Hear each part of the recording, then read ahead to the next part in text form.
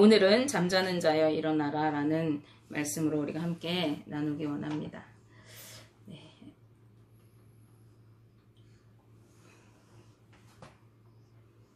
오늘 우리가 읽은 이 본문 말씀은요, 새 사람으로서 그리스도인의 바른 삶에 대해서 교훈하고 있는 에베소서 4장 17절에서 5장 21절 말씀 중에 일부분입니다.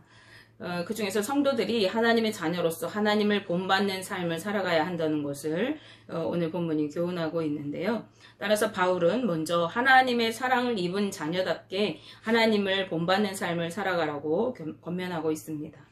하나님을 본받는 자가 되라는 말씀은 인간에게 너무 힘든 말씀이 아닐 수 없습니다. 이 세상에 그 누가 과연 하나님을 본받을 수가 있겠습니까? 인간의 노력과 의지로 누가 하나님을 닮아갈 수 있겠습니까? 이 죄의 본성을 가지고 살아가는 인간으로서는 결코 그럴 수가 없습니다.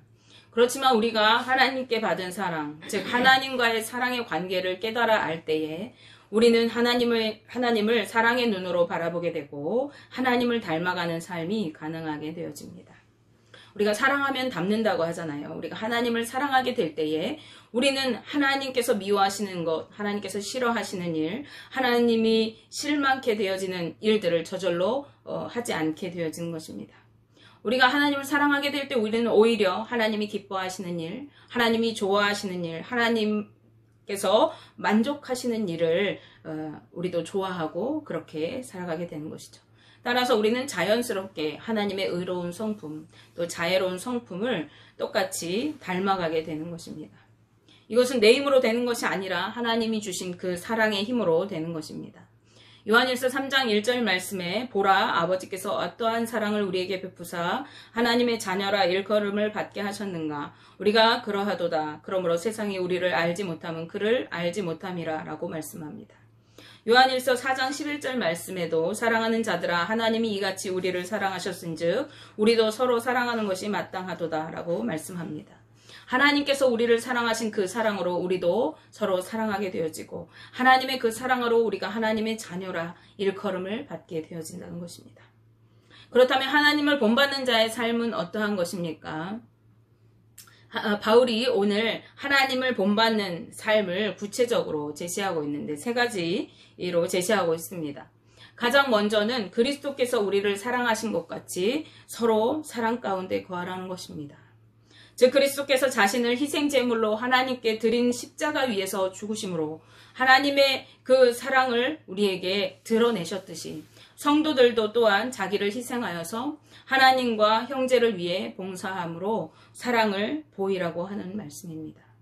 에베소서 5장 2절 말씀에 그리스도께서 너희를 사랑하신 것 같이 너희도 사랑 가운데서 행하라. 그는 우리를 위하여 자신을 버리사 향기로운 제물과 희생제물로 하나님께 드리셨느니라 라고 말씀합니다.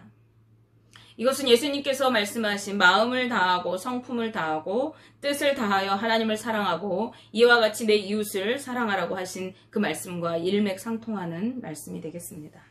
우리를 사랑하신 하나님의 사랑을 가장 잘 표현한 것이 무엇입니까? 바로 예수님의 십자가입니다. 그 십자가의 희생인 것이죠. 따라서 십자가의 사랑과 은혜를 입은 성도라면은 마땅히 그 예수님의 사랑의 모습을 본받아서 사랑으로 섬기고 희생해야 한다는 것을 오늘 바울이 말하고 있습니다. 우리가 주님의 그 사랑을 깨달아 알 때라야 우리도 그러한 사랑의 삶을 살아갈 수가 있는 것입니다. 다음으로 하나님을 본받는 자로서 우리 성도들의 삶은 어둠에 속한 일을 버리라고 말씀합니다. 말씀에서 어둠에 속한 일을 음행과 온갖 더러운 것과 탐욕과 우상숭배 등을 말하고 있는데 이것은 크고 작은 모든 죄악에서 떠나라고 하는 말씀인 것입니다. 왜냐하면 이런 일을 행하는 자들은 모두가 그리스도와 하나님의 나라에서 기업을 얻지 못할 것이기 때문에 그렇습니다. 따라서 이러한 것은 이름조차도 부르지 말라고 바울이 말씀하고 있습니다. 성도들은요, 악에 관해서 예민하게 반응하며 살아가야 합니다.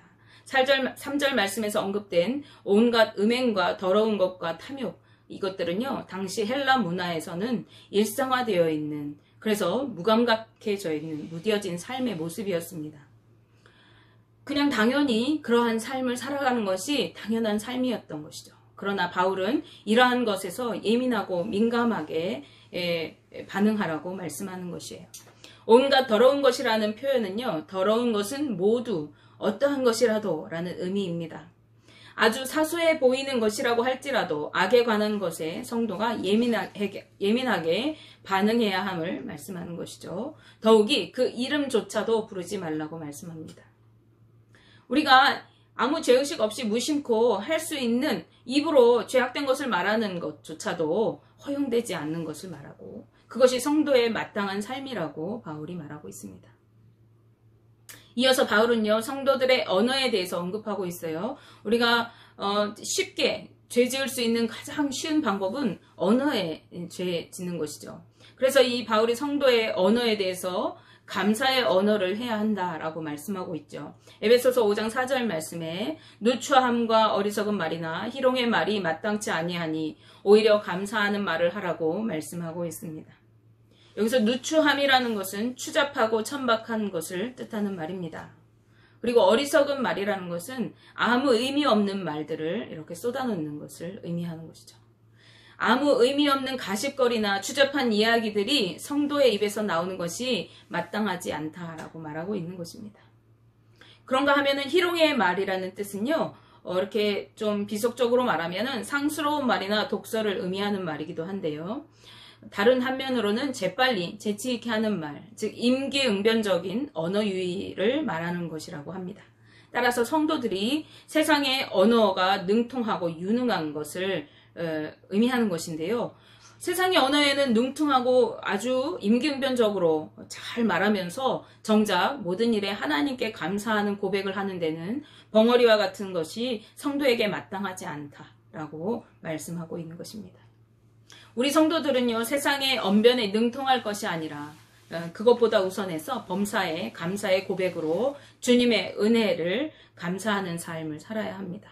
즉 주님을 인정하는 삶을 살아야 하는 것입니다. 여러분은 날마다 감사의 고백으로 주님의 은혜를 드러내고 계십니까? 우리가 하나님을 영화롭게 하는 가장 우선적인 방법은요, 바로 하나님께 감사의 고백을 드리는 것입니다. 시편 50편 23절 말씀에 감사로 제사를 드리는 자가 나를 영화롭게 하나니 그 행위를 옳게 하는 자에게 내가 하나님의 구원을 보이리라 라고 말씀하고 있습니다. 여러분이 드리는 감사의 고백을 통해서 주위에 있는 성도들이 하나님의 은혜를 느끼는 삶을 살아가야 하는 것입니다. 우리가 하나님을 영화롭게 하지 않을 때에 하나님을 믿지 않는 세상 사람들은 우리에게 이렇게 물을 것입니다. 하나님 나라가 도대체 어디 있느냐? 하나님 나라에서 우리가 받을 기업이 도대체 어디 있느냐라고 하는 것입니다. 그러나 하나님의 나라는요, 물과 성령으로 거듭난 성도들만이 들어갈 수 있는, 그리고 볼 수 있는, 누릴 수 있는 나라입니다. 우리 성도들만이, 거듭난 자만이 그 하나님 나라에서 기업을 얻을 수가 있습니다. 거듭나지 않은 자는요, 그 나라에 들어갈 수 없을 뿐만 아니라 볼 수도 없는 것입니다. 그러나 사단은요, 늘 우리를 속이고 미혹하려고 합니다. 눈에 보이지 않는 것은 우리가 믿지 않아도 된다. 그런 것은 있지도 않다라고 성도들을 미혹하고 넘어뜨리는 것이죠. 베드로후서 3장 3절 4절 말씀에 먼저 이것을 알지니 말세에 조롱하는 자들이 와서 자기의 정욕을 따라 행하며 조롱하여 이르되 주께서 강림하신다는 약속이 어디 있느냐? 조상들이 잔 후로부터 만물이 처음 창조될 때와 같이 그냥 있다 하니라고 말씀합니다. 예수님께서 다시 온다고 그랬는데 언제 오시느냐? 그 말이 진짜냐? 그건 다 허황된 말이다. 세상이 변화되지 않았는데 무슨 말이냐? 오늘날까지 우린 잘 먹고 잘 살고 있지 않냐? 라고 말한다는 거예요. 그러므로 바울은 불순종하는 자들과 함께 하지 말고 누구든지 헛된 말로 속이지 못하게 하라고 엄히 말씀합니다. 끝으로 하나님을 본받는 자로서 바울은 어둠 대신 빛된 삶을 살라고 말씀하십니다. 즉 착함과 의로움과 진실함과 같은 이러한 빛의 열매를 맺는 삶으로 어둠의 일을 밝히 드러내어서 주님을 기쁘시게 하라는 것이에요. 성도는 자신의 본질적인 변화에 걸맞는 외적인 행동을 보여야 합니다. 에베소서 5장 8절 말씀 보시겠습니다. 너희가 전에는 어둠이더니 이제는 주 안에서 빛이라 빛의 자녀들처럼 행하라 라고 말씀합니다. 바울은 앞에서 성도들이 버려야 할 것들을 언급했습니다. 음행과 온갖 더러운 것과 탐욕에 관한 것, 또 누추하고 어리석은 말, 희롱의 말들을 제하라고 말씀했습니다. 이것은 당시 헬라 문화에 속해 있는 보편적인 생활이었다고 했습니다. 그러나 바울은 이러한 것들을 제하여야 할 것을 강조하는 권면을 앞부분에서 했습니다. 그러나 성도는 이런 악한 행실을 내 삶에서 제하는 것에서 그쳐서는 안 됩니다. 더 능동적으로 어떠한 일을 행해야 되는 것이죠. 따라서 바울은 변화된 성도들이 행해야 할 것이 무엇인지 말씀합니다. 그것이 뭐예요? 빛의 자녀들처럼 행하라는 것입니다. 즉 세상 사람들이 볼 때에 빛의 자녀로 드러나야 한다는 것이에요. 변화된 성도들의 삶을 통해서 세상 사람들이 빛을 볼 수 있어야 한다는 것입니다. 그 이유가 무엇입니까?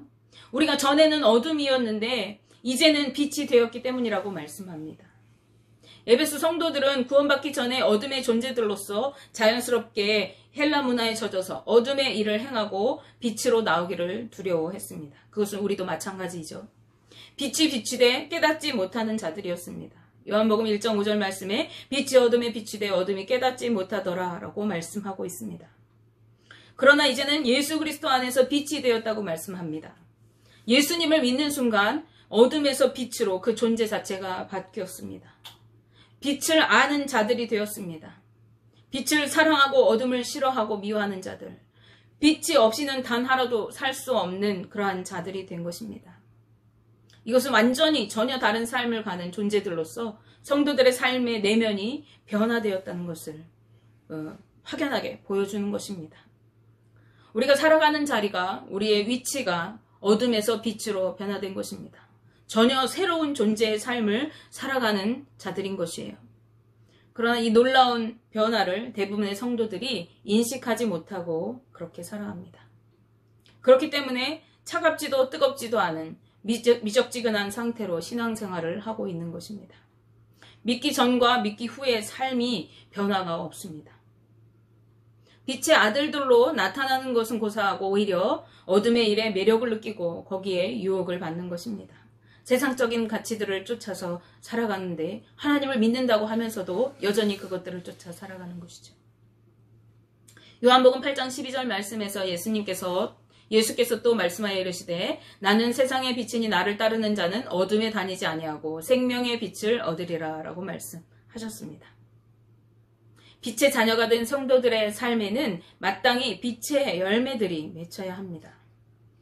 예수님께서 뭐라고 하셨어요? 나무의 열매로 그 나무의 어떠함을 안다고 말씀하셨습니다. 그러므로 성도들이 빛의 열매를 통해서 빛의 자녀임을 드러내는 것이 당연하고 마땅한 일입니다. 그렇다면 빛의 열매는 무엇입니까? 바울은 말씀에서 그 열매의 특징을 언급하고 있습니다.